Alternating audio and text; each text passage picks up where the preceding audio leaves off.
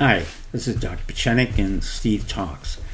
Today I want to talk a little bit about my friend Vladimir Putin, the president of Russia, who made some comments that were a little bit disconcerting to me about the fact that America is not really a superpower anymore. It's making a lot of mistakes, as in the Khashoggi affair, we're in the Middle East, and our dollar's going down. Let me put a little bit of reality testing, Vladimir. Number one, you said that the BRIC nations would be the ones that would surpass America. So let's go into a little more detail. The BRIC nations are as follows: Brazil, Russia, India, and China. Brazil, as you know, has 3 presidents in prison. The present candidate for the presidency has a knife in his stomach and he's in the hospital. You have corruption, infrastructure problems. India has an increased gross domestic rate of 25%, but its median income is $7,000 and it's rife with corruption and incompetency. Then we come to China, which we've talked about before. Xi has a real problem with the decrease of the yuan. The economy is regressing and he has a suppressed government. And now we talk about Russia. Your country is replete with corruption, incompetency, and you know very well that the ruble is not stable. That in fact the ruble is falling down and your exports of oil can be controlled by us.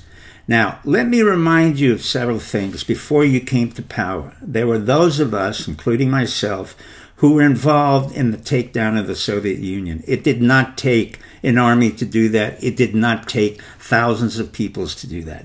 John Bolton was not involved. The neocons were not involved. It was a select few who had a very clear understanding of what the Soviet Union was about. Number one, we played with your currency and depreciated. Number two, we knocked out your bond rating. Number three, we were able to convince your military that it wasn't very strong and effective. And number four, we convinced your leaders to resign. Now, you might remember Yeltsin was an alcoholic and Gorbachev was a very nice engineer, but not very effective in controlling Russia or the remnants of the Soviet Union. Now you have the ability and the power to control Russia, whatever that means. But in doing so, you have to remember that you have a partner in the United States. If you intend to go against us, let me remind you the following. We have 722 bases in 222 countries. Around the periphery of China and Russia alone, we have close to 120 bases surrounding you and China.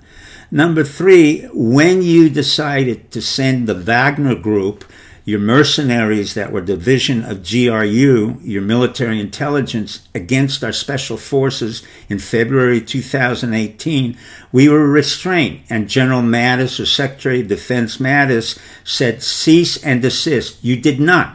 So what we did, on the order of President Trump, we sent over B-52 Apache helicopters, Warhogs, all the necessary material and personnel to devastate 450 of your soldiers, which were part of the Wagner Group. None of our special forces were injured or hurt.